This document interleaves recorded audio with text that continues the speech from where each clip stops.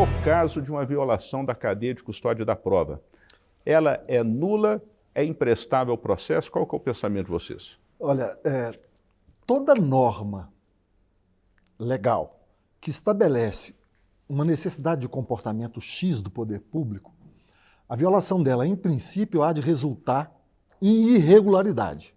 Então você constata que o descumprimento da lei implica irregularidade procedimental. A consequência, o legislador pode escolher. Ou ele próprio diz que é inválido, absolutamente inválido, ou se é sanável, a lei também diz que é sanável, ou então, na ausência da lei, em princípio, o caso concreto dirá. Mas, no caso da cadeia de custódia, me parece que a suspeita se inverte. Quando o órgão público descumpre uma exigência legal, em princípio, você há de dar por nula a prova. Porque nós estamos falando de cadeia de custódia de prova. Então, se você vê o risco de inidoneidade daquela prova pelo fato do rompimento da cadeia de custódia, em princípio, nós vamos dizer que se trata de uma nulidade absoluta. Ou seja, um questionamento sobre a validade daquela prova.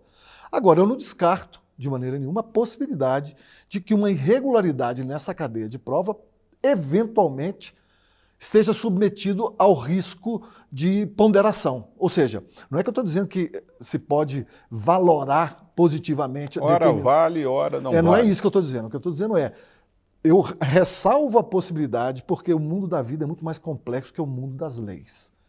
Então a gente não pode prever tudo que pode acontecer no mundo. Aí pode surgir uma situação em que o rompimento da cadeia de prova não tenha interferido na idoneidade da prova. Né? Eu não sei agora o exemplo que a gente vai dar. Mas vamos supor, desembargador Nelson, processo penal é forma. E forma é garantia constitucional. O devido processo legal é garantia constitucional. Se existe uma violação, um descumprimento nessa forma, se não se observa a custódia dessa cadeia para se dizer que os elementos obtidos serão válidos lá na frente do processo penal, isso não seria objeto de nulidade? O que o senhor pensa?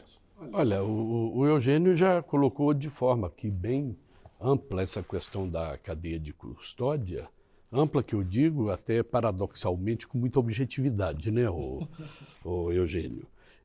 Qualquer violação que comprometa a busca daqueles elementos necessários a dar contornos a uma condenação e que comprometa aquela verdade necessária para um bom julgamento, deve haver anulação. Agora, quando verificar que não houve comprometimento durante a instrução, o julgador vai analisar se anula ou não. Infelizmente, os nossos julgadores, eles são muito refratários à anulação de processos. Só quando verificam que há, sim, uma violação rotunda a comprometer aquele processo. Não se declara nulidade se não houver prova manifesta do prejuízo?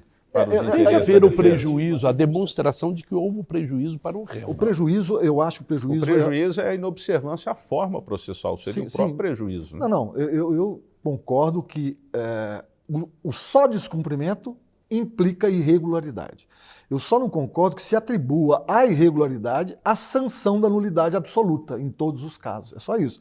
Em princípio, sim. Se a gente está falando, por exemplo, de vestígios do crime, ora, a prova pericial, quando o crime deixa vestígios, é indispensável.